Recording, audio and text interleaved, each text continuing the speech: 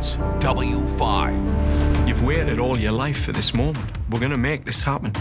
Canada's best compete for the top prize in soccer. We're brothers. We're one big family. Let's go get it! He's one of the best players Canada's ever produced.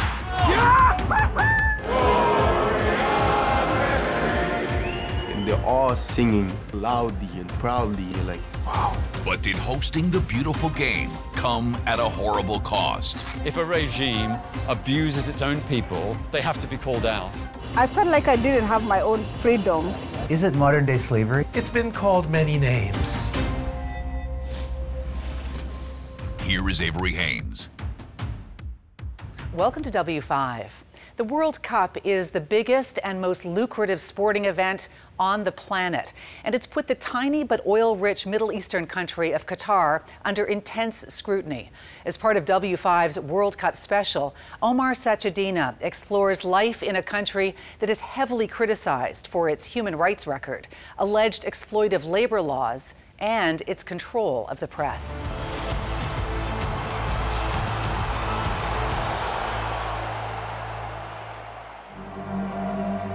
For the first time, the quest for soccer's most coveted prize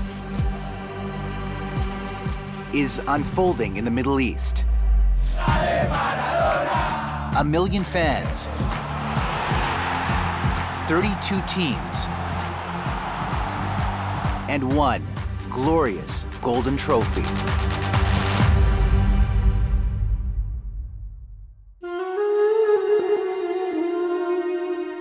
The fight isn't just between countries. Qatar's battle is also internal, caught in a clash between the traditional and the modern. The Gulf state is about twice the size of Prince Edward Island. Qatar!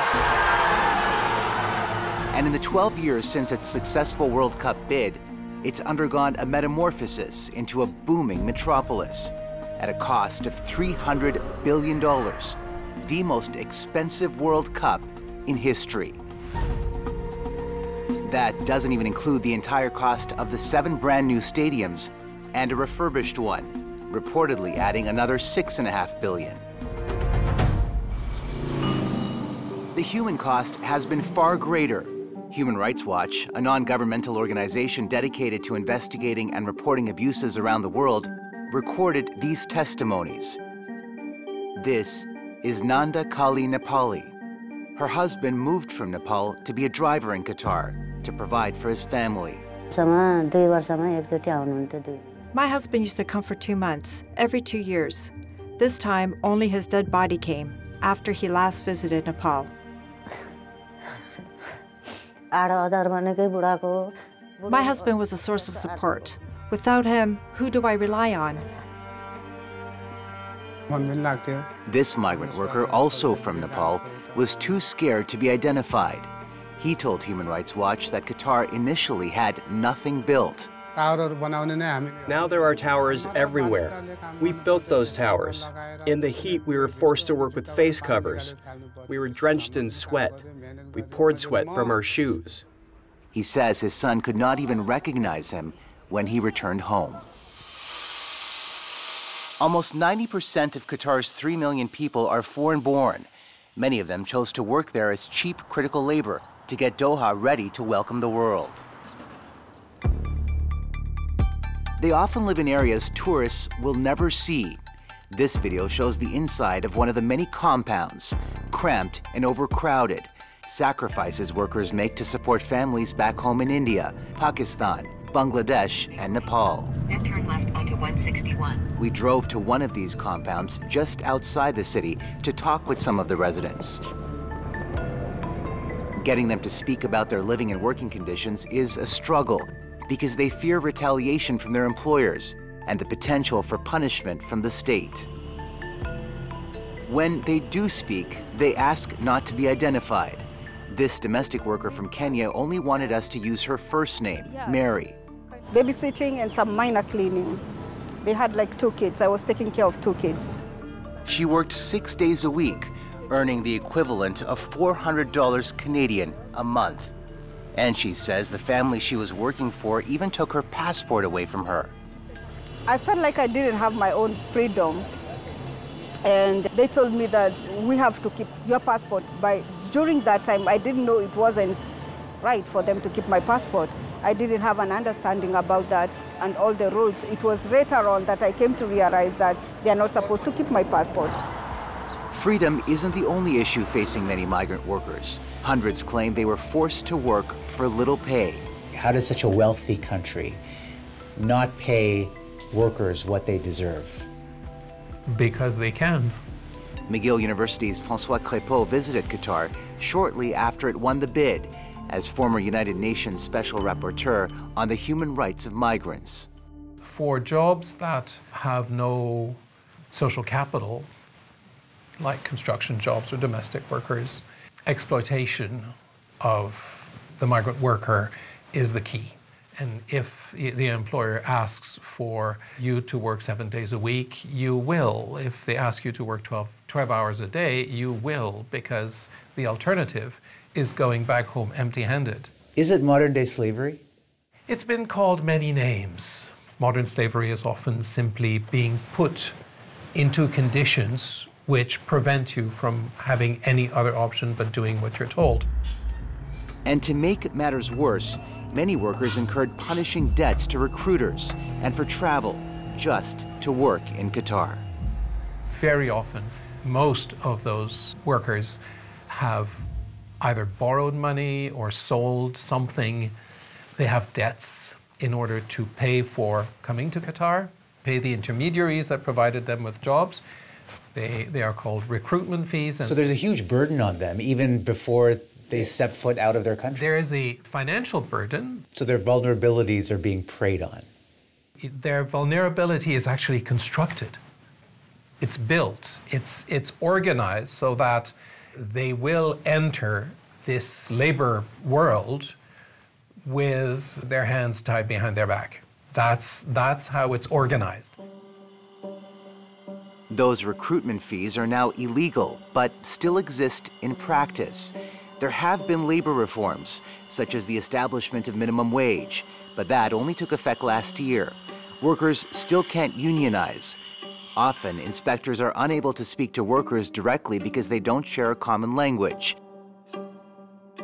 And when a death of a foreign worker occurs on the job in Qatar, even the United Nations admits seeking compensation is often difficult and confusing. It was found that indeed the system as it was contributing to exploitation of workers, and the labor inspection systems and the complaints mechanisms were inadequate in resolving the issues of migrant workers. Max Tunyon has been working closely with the government of Qatar. He is the head of the UN-funded International Labor Organization that opened here in 2018, 8 years after the successful bid. For all the migrant workers who've lost their lives or who have been injured between 2010 until those changes were made, what recourse do they have? What recourse do their families have? Now, when it comes to what happened to the workers who suffered, whether it's wage abuses or tragically lost their lives or suffered injuries, there is now a government fund that has been established, and they've agreed to make it more flexible to compensate accidents or wage claims that happened going back into previous years, not just for those abuses that are taking place now. And so every family member is able to collect with ease? It's going to be very difficult to attribute accidents, injuries, diseases to work, especially when it's done retroactively. From the ILO side, there need to be more investigations of deaths that may in fact be work-related but are currently not categorized as such. So this is one area where we do need to see more progress. And so is there a plan to make sure that families are able to make claims from abroad? As of yet, there is no concrete plan as to how workers can do this. The Guardian newspaper claims there have been 6,500 worker deaths in Qatar in the past decade. The most significant factor, the intense heat. But Tunyon disputes the reported figure. FIFA, along with the government of Qatar, also claim the number is inflated. And it's also important to note that the South Asian population in Qatar is extremely large and diverse. They are not only in the construction sector, they are in every sector of the economy and across all income levels. They make up 50 to 60% of the overall population. So it's misleading to suggest that all South Asians are dying because of work or because of construction, or because of the World Cup. It's not just Qatar's labor record that spawned anger. 2 days before the Summer Games, there was a surprise ban on alcohol sales in stadiums, even though local organizers had insisted alcohol would be allowed just a few weeks earlier. And it's not just a ban at the matches. Even at restaurants, coffee, water, and soft drinks have replaced glasses of wine and bottles of beer. You wish you could drink? No, it's not a big problem. I lose sometimes. I miss to drink some beer, but okay, it's okay. Thank you. Football is our addiction, not beer. Football, always football. There are also restrictions on free speech. Publicly criticizing Islam may be criminally prosecuted. Same goes for criticism of the Qatari government. Public displays of affection among couples, like holding hands, and being in same-sex relationships can trigger a prison sentence of up to 3 years. What do we want? Gay rights. Where do we want them? Everywhere. In October, British human rights campaigner Peter Thatchell was detained by Qatari police for staging a protest in Doha to denounce the criminalization of the LGBTQ2+ community. If a regime abuses its own people, subjects them to tyranny, enacts and operates a police state, they have to be called out. And freedom of the press has continually been in the spotlight. Watch how this reporter is threatened by Qatari officials during a live report. We are live on Danish television. Mister, you invited the whole world to come here. Why can't we film? It's a public place. This is the accreditation. Okay. We can film anywhere we want. Okay. There are only, of course... Only for the Qatar. Qatar, you have because the Qatar is... No, we don't need permit. But you can break the camera. You want to break the camera? Okay, you break the camera. Okay. Yes. So you're threatening us by smashing the camera. They later apologized, saying it was a mistake, but the message was clear. Officials have the power to monitor the media. FIFA's president, Swiss-born Gianni Infantino, has lashed out at Western criticism of Qatar's human rights record. I think for what we Europeans have been doing in the last 3,000 years around the world, we should be apologizing for the next 3,000 years before starting to give moral lessons to people. Human rights groups say that statement is dismissive. Amnesty International is calling on Soccer Canada to commit to a $440 million U.S. workers' compensation fund for laborers and families who suffered harms in the lead-up to the Qatar World Cup, as have a dozen soccer associations, including the Americans, French, and British. But Amnesty insists Soccer Canada has shown a deafening silence on the issue. We've continued to make the ask of our governing body and ask them, along with the Qatari government, to continue to do the work to make the change. Earl Cochrane is the new General Secretary of Canada Soccer. So for those people who say that Canada Soccer is punting it off to FIFA and Qatar, what do you say to those people? It's up to them to make those decisions with the Qatari government. For all of Qatar's messaging about playing by its rules, enforcement, at least in areas filled with tourists, appears to be relaxed, as we noticed in Doha's oldest market when some fans flouted local rules and customs. And a ban on unmarried women and men cohabitating has been suspended to allow visitors and tourists to stay together in hotel rooms for the World Cup. What happens once this tournament concludes will shape Qatar's future. It's a country with vast oil deposits and tremendous wealth that is pushing for increased influence, not just in the Arab world, but globally. You have the infrastructure and really the nation building and the city making that happened around this World Cup. Alexandra Shalat is the director of World Cup Legacy at Qatar Foundation. Do you think that the criticism is warranted? Actually, you have seen development and you have seen evolution and what that looks like. And they had a huge event to put on and very little labor, right? And they had to look at what that meant. And they started off doing it and they corrected themselves along the way. And I think every country has that journey, right? None of us, wherever we're from, you're from Canada, I'm from the US, none of us have, as countries, had any kind of journey that didn't have, those hiccups and those issues along the way. And I think whether it's warranted or not, you can see that Qatar is trying. But if Qatar wants to host more large-scale events like the World Cup, the country should expect continued international pressure to change. Now I do babysitting, and I have 2 more clients, and I do teach English to Arabic kids. Mary, the domestic worker from Kenya, is also looking ahead to her future. She has 2 young boys in Kenya. Mary's mom is taking care of them. She found new work with a Canadian family, paying her $1,200 Canadian a month, triple what she used to earn. Now I have a better pay, and I bought land. I saved and I bought land, and I'm building a house now for my kids. She has since moved on, but the pay was enough for a new house back home. My dream is to better myself and to have a good future for me and my kids, and to be able to take care of them whenever they need me, and take care of my family back home. There are hundreds of thousands of others who aren't as fortunate. Whether Qatar can give them the dignity they are entitled to long-term will largely be determined by what parts of its past it is willing to release and what new ideals it can embrace. FIFA President Gianni Infantino has accused critics of Qatar's human rights record of hypocrisy and racism. In a bizarre speech, Infantino suggested that he knows what it's like to be Arab, gay, disabled, and a migrant worker, because he says as a child, he was bullied for having red hair and freckles.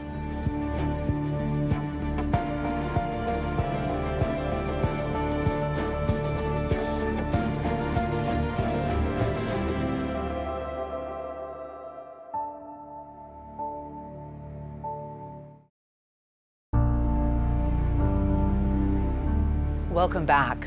For decades, Canadian soccer fans have worn the jerseys of other nations during the World Cup, and that's because there was no Canadian team to cheer for. But all that changed this time around. Canada's national men's team qualified for the first time since 1986, and the men who make up this extraordinary team come from fascinating and diverse backgrounds. Young stars and last-chance veterans have had to overcome remarkable challenges to make it here. W5 partnered with TSN to tell their stories.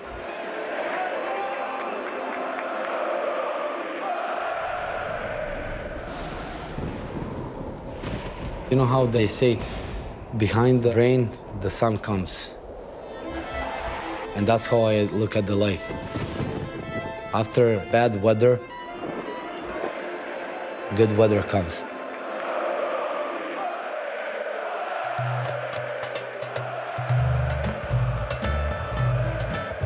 Here in Serbia, there are 3 or 4 athletes who are icons. You have Djokovic, Jokic, and you have Milan Borjan.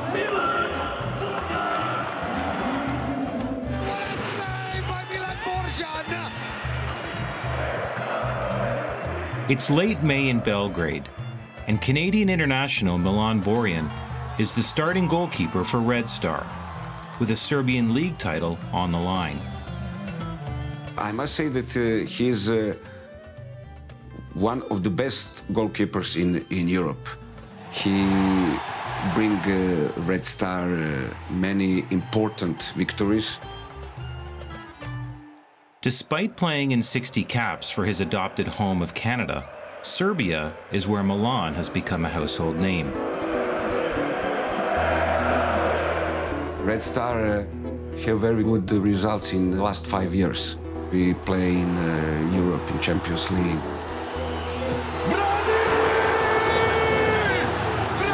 Milan Borjan has about 70% influence on that result, yes. People love him very much. Little kids, they adore him. That emotions, that love towards the club, that energy that fans bring to the stadium, it's something that you cannot explain. So whenever I go from there to Canada and coming back, I'm always in a positive atmosphere. It's, you know, it's circling around me.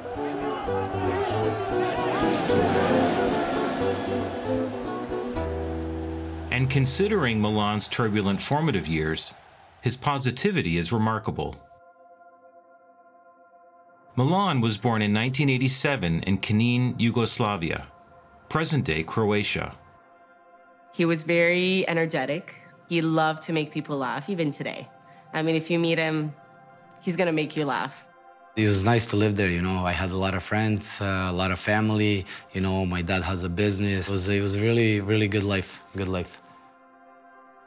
The fragile peace in Yugoslavia is more fragile than ever, and the president is warning his people to be prepared for war.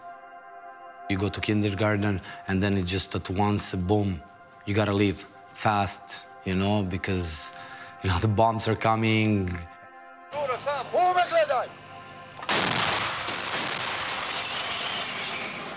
Yeah, my dad and my mom, they grabbed me and my sister and just, you know, started leaving, you know, in the car. During the early 1990s, Yugoslavia broke apart into 6 republics. The war forced the Borians to flee Croatia for safety in Belgrade, the capital of Serbia. The Serb and the Croat army were really fighting, and lots of civilians were killed.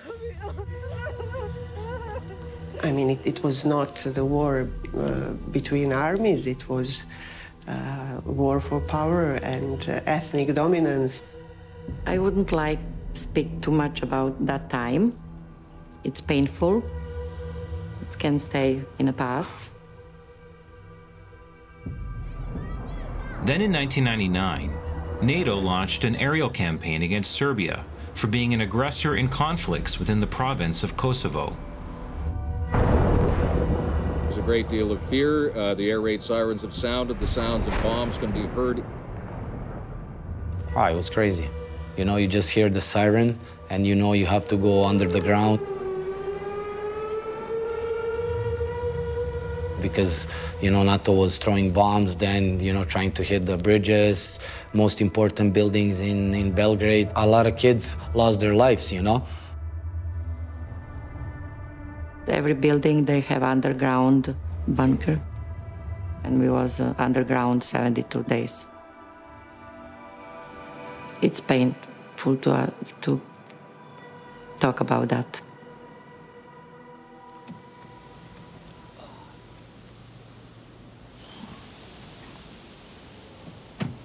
This is the building when we came from Knin. It was a lot of people in a small apartment. This is a very emotional moment right now for me. It was crowded. A lot of people were sleeping on the floor, but we managed for a couple of weeks to live nicely. It's a difficult time. War changes a lot of things. The Borians immigrated to Canada in 2000. First living in Winnipeg, before permanently settling in Hamilton. Milan was only 13 when he began helping with the family's new business. My parents came here with nothing. My parents didn't have anyone. So for them going to a job, they had to bring us. So we were part of it. He was cleaning office space. It was a huge office space. So me, my mother, my father, and my sister, we were all together going there. You're like, oh, I have to go clean. But at the end of the day, you learn that it's not just cleaning. It's having that responsibility that you have to get something done. That's just how it was. But it was on the pitch with his father where Milan put in the most work. Kao što je Milan sad. On je, kad smo bili u Hrvatskoj, on je non stop dolazio na moje utakmice, gledao moje utakmice. I prema tome zavolio je taj fudbal. Moje je bilo da Milana napravim fudbalerom ako mogu. As a youth, Milan played in Argentina before returning to Serbia to start his professional career. But his heart remained in Canada. Then in 2010, he faced a choice that would chart a course for the rest of his life. Milan je pozvan za reprezentaciju Srbije i Montenegro. Znači, ne samo da sam ja vidio da je on bio talent, nek su vidjeli i drugi ljudi da je on talent. You know, I call my dad. I'm like, Dad, listen, they're gonna call me for Serbian national team. Around 7 o'clock at night, I'm leaving my apartment and my phone is ringing. I look up, +1905. Go accept, I'm like, hello, and he goes, hello, this is Stephen Hart, coach of the Canadian national men's team. I call my dad right away after that. I'm like, Dad, what should I do, you know? And he goes to me, just do what your heart tells you. Somebody helped you, come to their country, gave you everything, gave you a new life. You know, how can you return that to them? And the only way I can return that is playing for Team Canada. I called Stephen and I said, I accept to play for Canada. Big stop, Borjan! Corner kick goes near post, knocked on, Borjan with a big touch! Well, it's gonna take something special to beat Borjan today. Now 35, Milan has lived most of his life outside of Canada. But as the years march forward, his love for Canada has only grown stronger.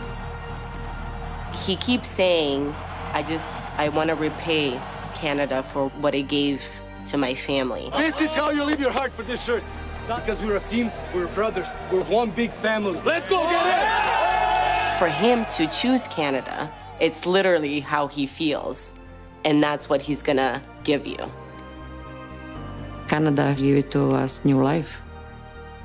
Dala nam je novu snagu da živimo. U onom momentu za tim smo na neki način htjeli da budemo zahvalni ovoj državi koja nam je pomogla. This is the moment the country has waited for. Canada gave us an opportunity. They opened their arms for us, you know. They hugged us, saying, hey, guys, you guys gonna be okay. We'll give you an opportunity to live nicely, you know. It's incredible. It's unbelievable.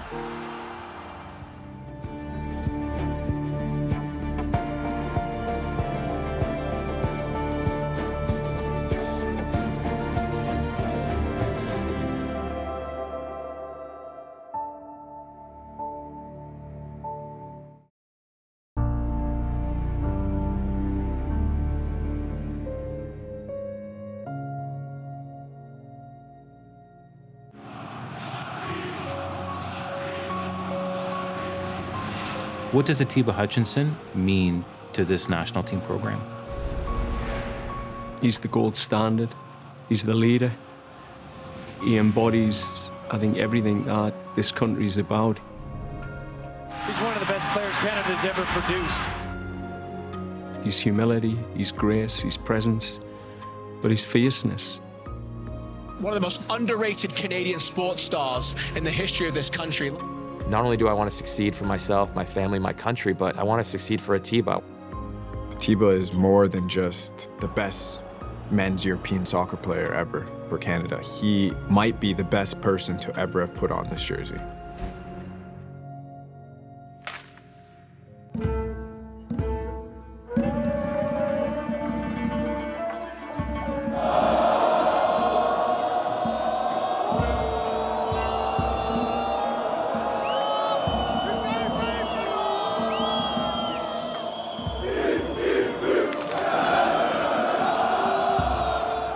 On game day, the streets of Istanbul come alive.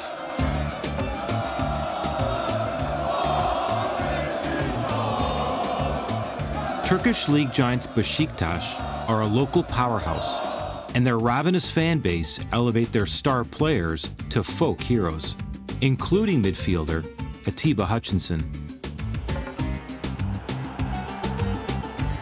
Atiba might be relatively unknown back home in Canada, but not in Turkey. For most of the people, Atiba, he's like a symbol, he's like a legend for Beşiktaş fans.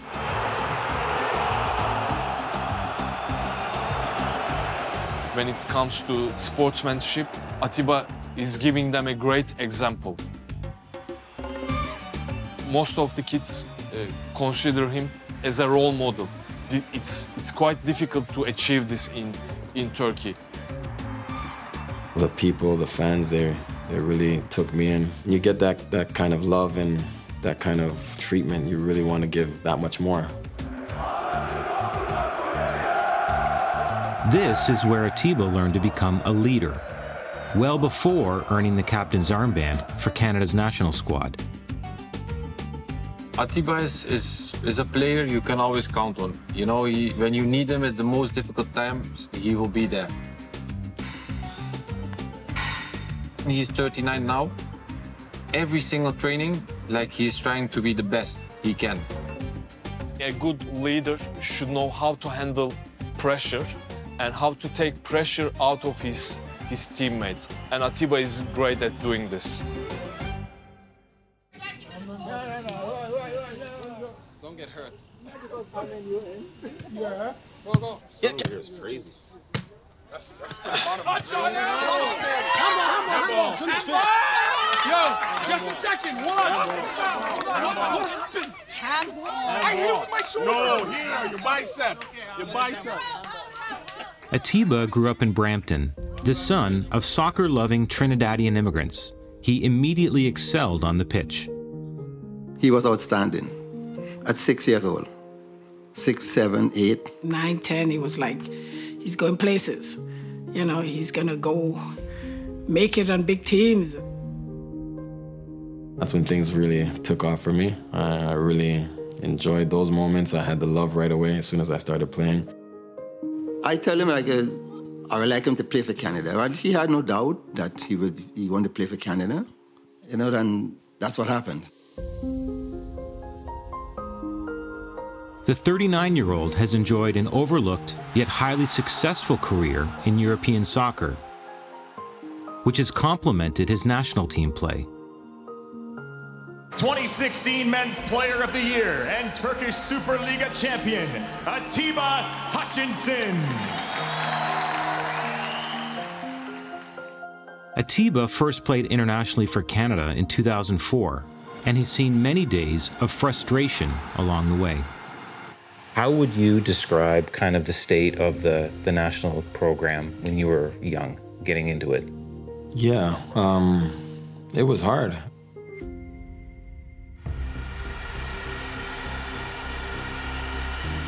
Set the stage. Why is this game against Honduras so important? Course of the next 90 minutes will determine Canada's fate in this World Cup qualifying cycle. We needed just 1 point to get through to the next round, and that was something in our heads. Maybe, yeah, we got off to a really bad start. Honduras has scored right away. Jerry Bankson. Oh my goodness. And it's 3-0. Martinez. This is becoming ugly very, very quickly. Everything they did, worked out in their favor, and everything we did was against us. Across. My goodness. Martinez curls one. Make it in a half a dozen. It's 6-0. At that point, your heads are down. You don't really know what to say. It's not losing that's the issue. It's how you lose sometimes. The hardest defeat of our careers. It's a loss of historic proportions, 8-1. Remember how you felt walking off the pitch after that game? I remember it, yeah. I remember clearly, you definitely feel like you've let a whole nation down. Despite the lean years to come, Atiba remained loyal to the Canadian program until getting second thoughts as the 2022 World Cup cycle began. At that time, if I had been talking to you about, looking forward with Canada soccer, could you have seen a future for yourself? I didn't. I really believed that it was going to be hard to put Canada back in the right place. He wanted to give up, with the national team. And I think it's John Herdman who is the one who called him and talked to him and tell him that he need him. And the conversation was just, you've waited all your life for this moment. We're gonna make this happen, but I can't do it without you. This country, this team needs you now more than ever before. It was an important call for me because it really pushed me on and gave me that confidence, to have a coach that still believes in me at that age to be involved with the national team.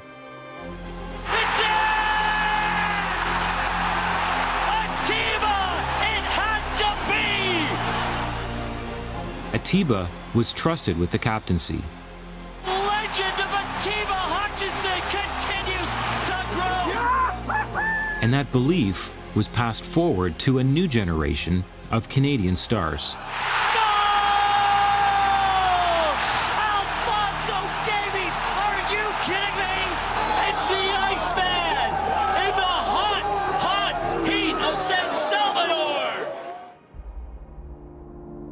Atiba has now played more international games than any man in Canadian history, all the while being a consistent, reliable leader. It's mostly just, the effort that I try to give on the pitch, with the work ethic. I want to fight and give everything I can for, my teammates. Benjamin Button, he's like fine wine. What he's doing, it should be studied. He lays the foundation for the new Canadians to remind them about what this country is, what it's about. It means a lot. It's truly a big honor. His journey has been truly incredible. He's our guy. He's the guy. He's seen it all. He's been through so many cycles. For him to still be here at his age and to have this level, it's amazing to see.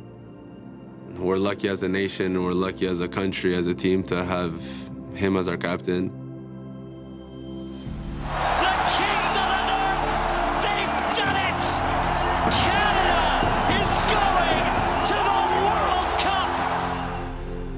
Canadian dream. I'm sure we all felt that, maybe that moment wouldn't have come for me, especially when I started getting older, and just to get that, that bit of success and, to help be a part of having Canada qualify for a World Cup right at the end of my career it's really a dream come true.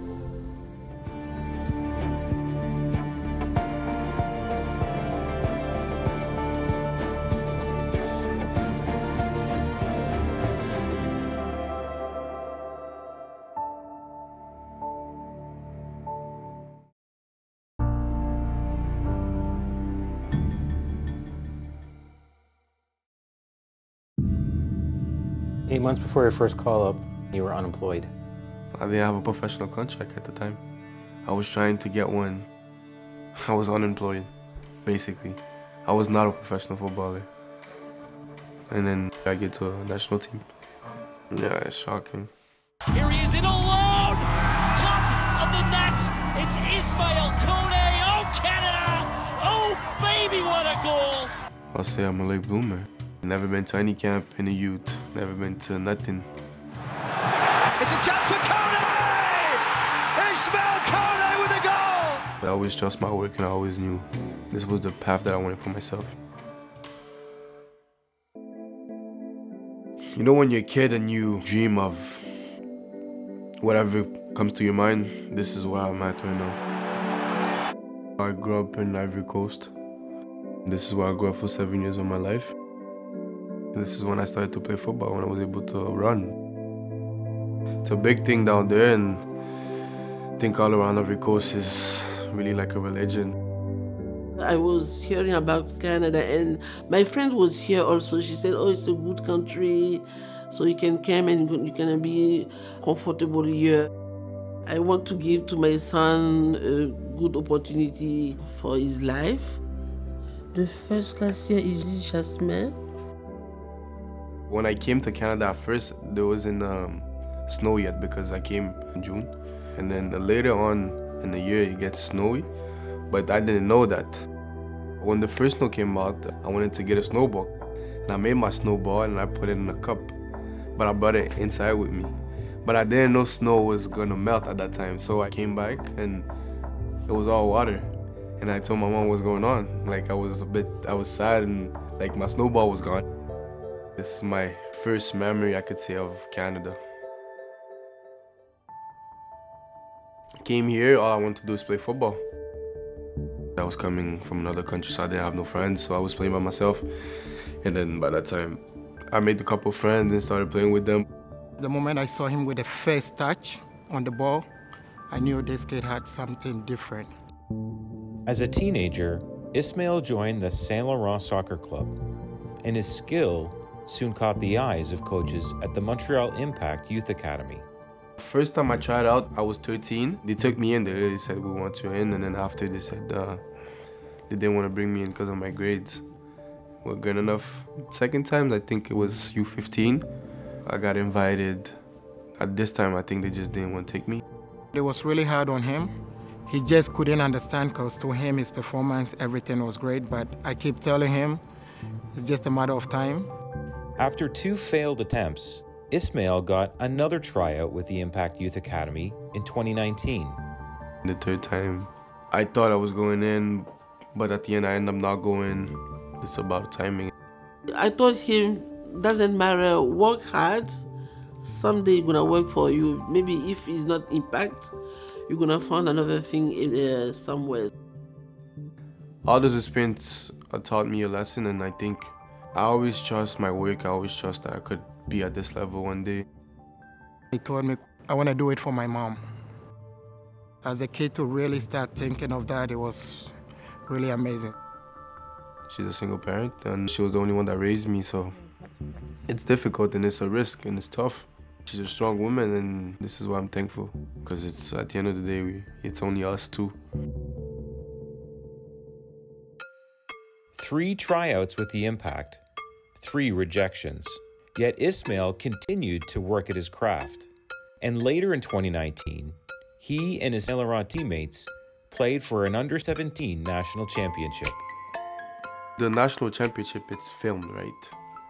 So I knew that if I would go to the competition, I would be able to get footage and then make a quick highlight of myself.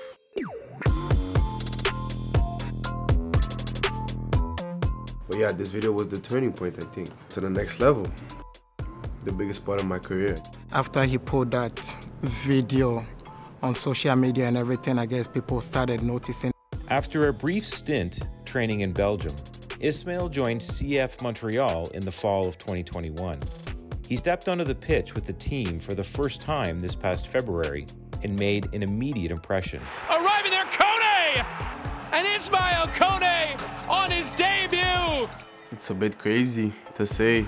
It took them multiple years to finally bring me into the structure. The 20-year-old who only made his debut for Montreal back in February gets the goal to give them the lead in round 1. All the hardships that he's faced along the way only fueled him more and gave him more ambition to want to get to that end goal, and he proved them all wrong. They gave me the chance to prove myself and to show what type of player I am. This is my job now, but it's my passion. Ismail's rapid ascension continued in April. After only 4 professional games, he was called to the national team and got his first cap for Canada. It was unexpected. I have to say mind-blowing. It's really crazy. It's crazy to the fact that we knew he would go far, but at this pace, we can't believe it. I never experienced how the guys sing the national anthem. I see it on TV, but when you're like this, you experience it.